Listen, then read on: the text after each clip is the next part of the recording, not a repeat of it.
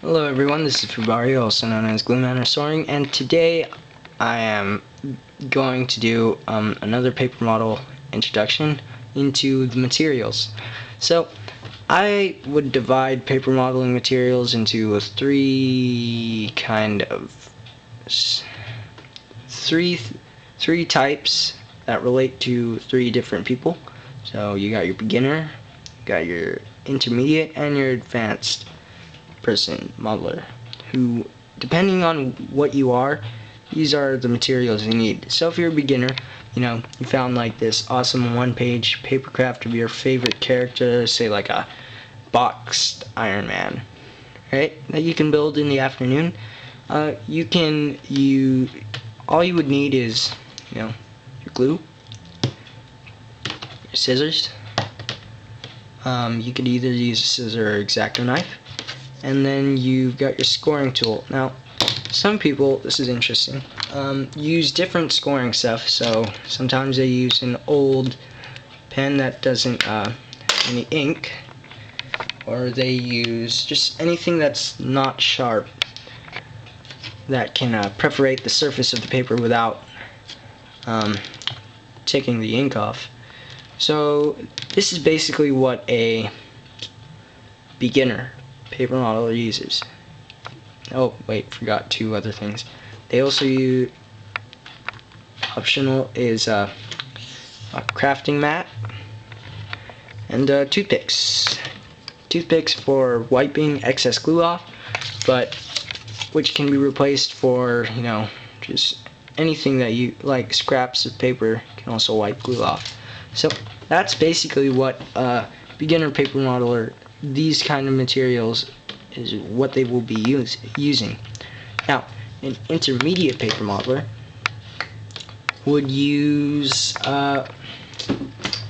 stuff like, what do I have? Alright, so this is where they've taken their step up from just creating a paper model just to get it finished, to make ends meet, to actually spending the time to fix up on the model. So these kind of modelers will use things to touch up on the edge colors, on edges that are white or damaged due to extreme perforation, using a scoring tool, which will scrape the ink off, and you'll just get this white edge. I'll show you what that means in other videos, but okay, they'll use markers. They might choose, like, they'll have different kinds of glues. Like, I personally just use one, right? But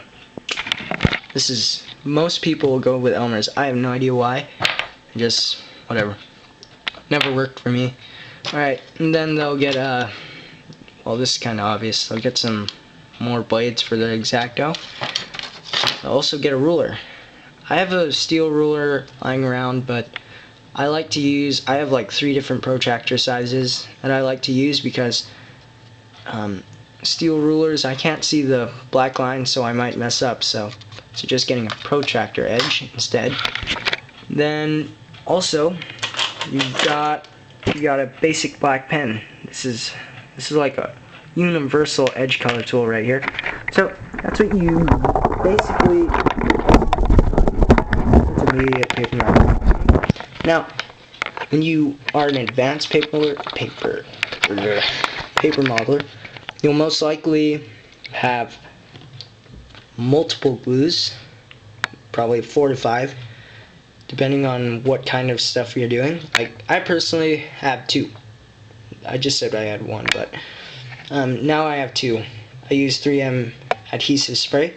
So an advanced paper modeler is somebody who not anymore isn't exactly a intermediate paper modeler, is more of a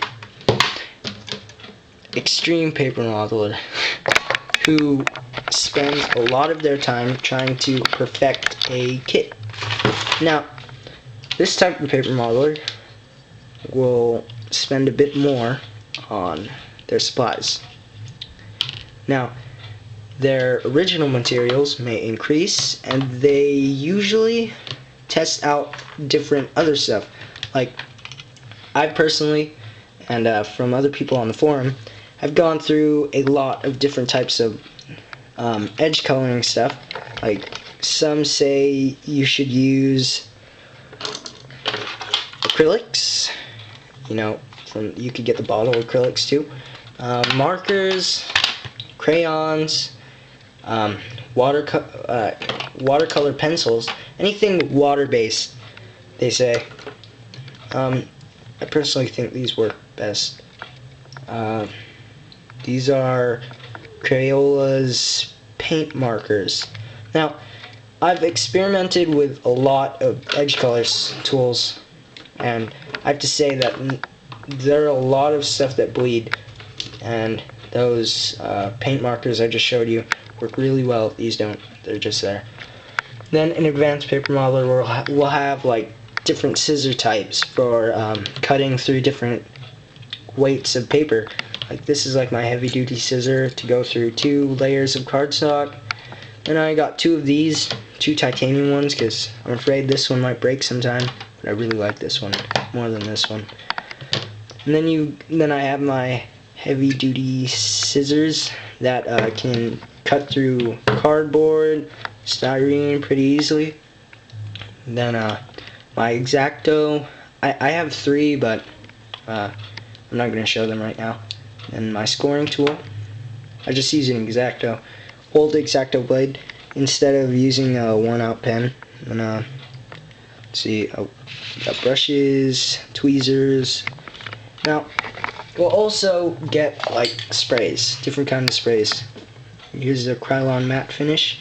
I also have the 3M spray sitting on my modeling desk. But so yeah, an advanced paper modeler will have an array of supplies.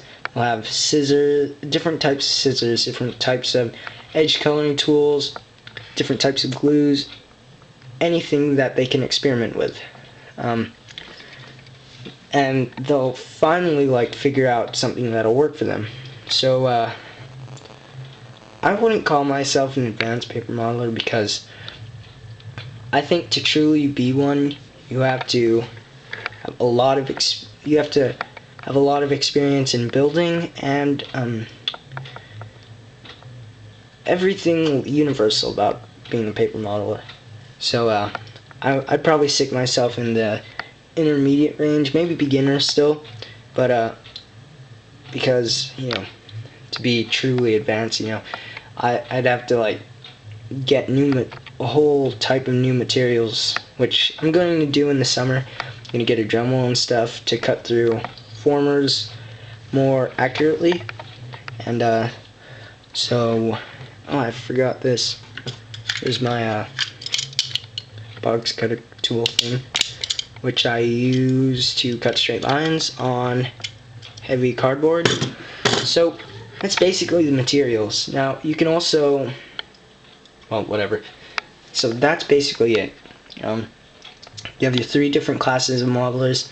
You got your beginners, intermediate, and advanced modelers. Now this is not true for everyone.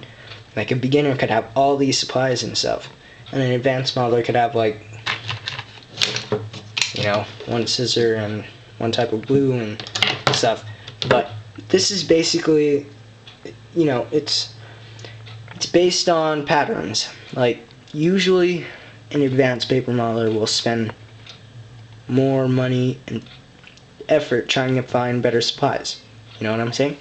So those are basically the materials of a paper modeler in a nutshell. Scissor, glue, mat, coloring stuff, different types of knives, you know. So that's basically it. Alright, next I will cover your printer. Not yours, but, you know. So see you next time.